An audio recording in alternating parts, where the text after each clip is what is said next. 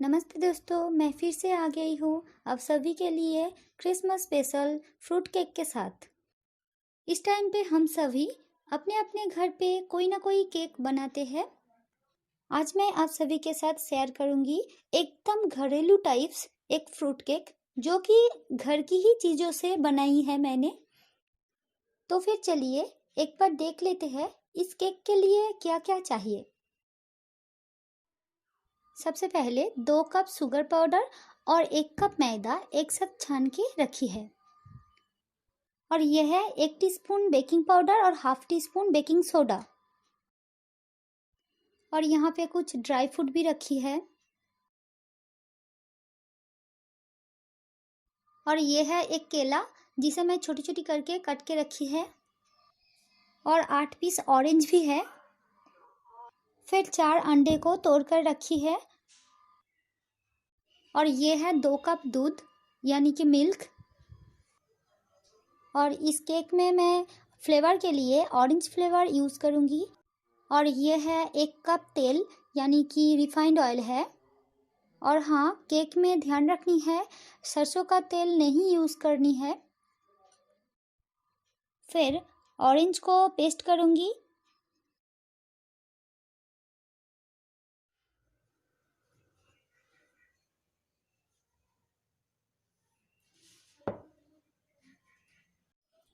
इसे पेस्ट करने के बाद एक छन्नी की मदद से अच्छे से इसे छान लेनी पड़ेगी, क्योंकि इसकी जो छिलका है वो केक के लिए फ़ायदेमंद नहीं होगी।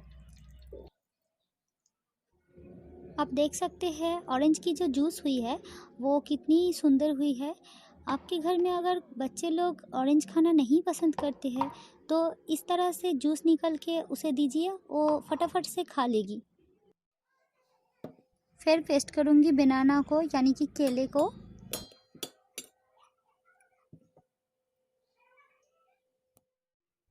बनाना जो है वो ऑप्शनल है, आप चाहे तो इसे स्किप भी कर सकते हैं। अब बारी है सारे ड्राई फ्रूट को भिगोने की। मैं यहाँ पे ऑरेंज जूस में सारे ड्राई फ्रूट को एक एक करके देकर अच्छे से भिगो दूंगी आधे घंटे के लिए।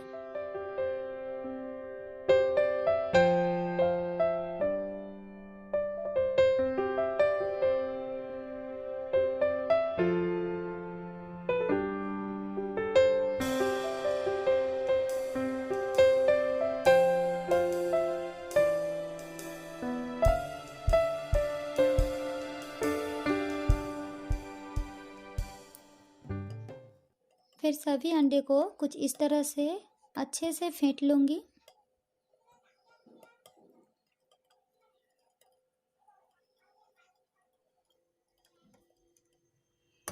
करीबन 15 मिनट फेंटने के बाद कुछ इस तरह की होगी।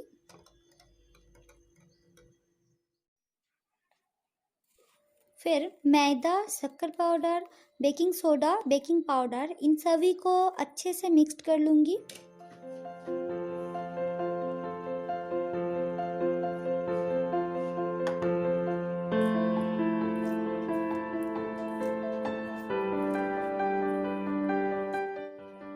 इनमें अभी केले की जो पेस्ट था वो ऐड कर रही हूँ।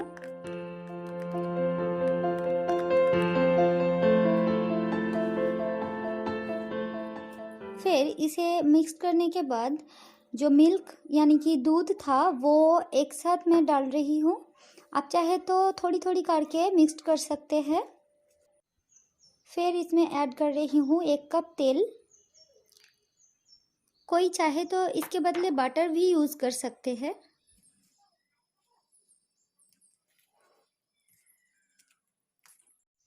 और फिर इसमें ऐड कर रही हूँ फेंटी हुई अंडे, जो कि मैं पहले ही फेंट चुकी थी।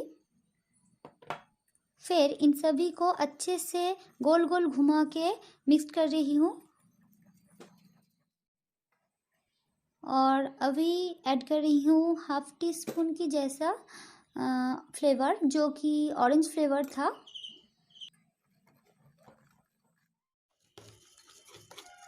फिर इन सभी को अच्छे से मिक्स कर लिया है, कुछ इस तरीक़ों की हुई है।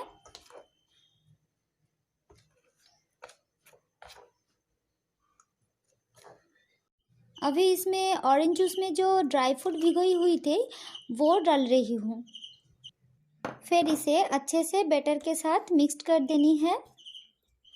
और पहले से ही थोड़ी सी ड्राई फ्रूट मैं अलग कर कर रखी थी, क्योंकि एंड में केक को डेकोरेट करने के लिए उसकी ज़रूरत है।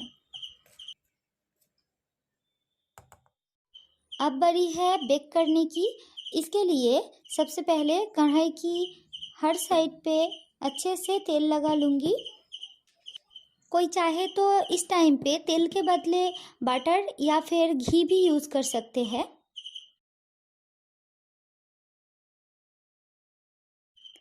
फिर कढ़ाई पे एक पेपर दे रही हूँ।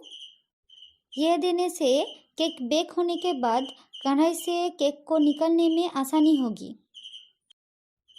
फिर सारी बटर को कढ़ाई में ले रही हूँ।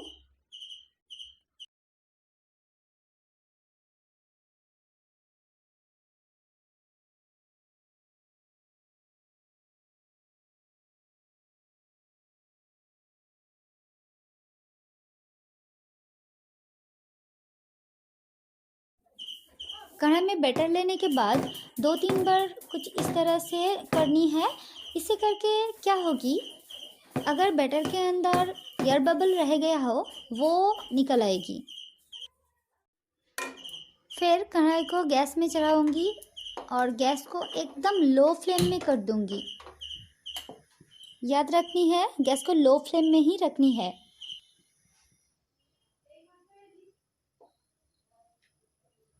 फिर कढ़ाई को ढक्कन की मदद से ढक देनी है और कढ़ाई में जो थोड़ी सी होल है उसे भी बंद कर देनी पड़ेगी। मैं यहाँ पे थोड़ी सी आटे की मदद से इसे बंद कर रही हूँ। इस तरह से इसे बेक होने के लिए 15 मिनट तक छोड़ दूँगी। फिर 15 मिनट के बाद इसकी ढक्कन खोल के थोड़ी सी ड्राई फ्रूट इसमें ऊपर से दे दूँगी।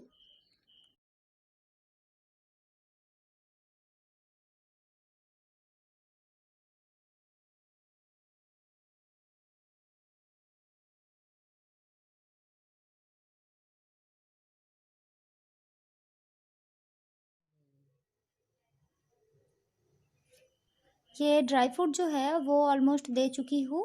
इसे अभी फिर से ढक रही हूँ 10 मिनट के लिए।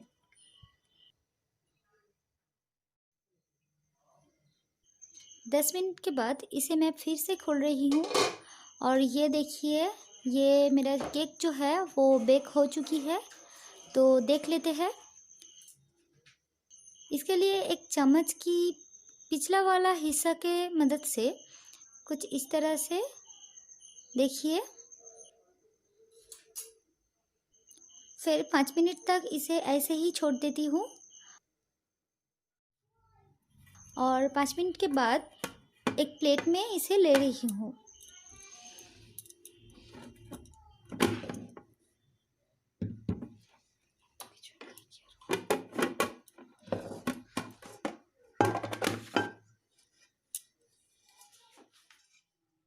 ये देखिए ऊपर से कितनी सुंदर हुई है दिखने में, तो सोचिए खाने में और भी कितनी स्वादिष्ट होगी। ये केक आप भी एक बार अपने घर पे ज़रूर ट्राई कीजिए और कैसी बनी है कमेंट करके बताइएगा ज़रूर। और आप भी अपने दोस्तों के साथ मेरे ये केक की रेसिपी को शेयर करना ना भूलिए। और इसके साथ आप सभी को दिल से हैप्पी क्रिसमस।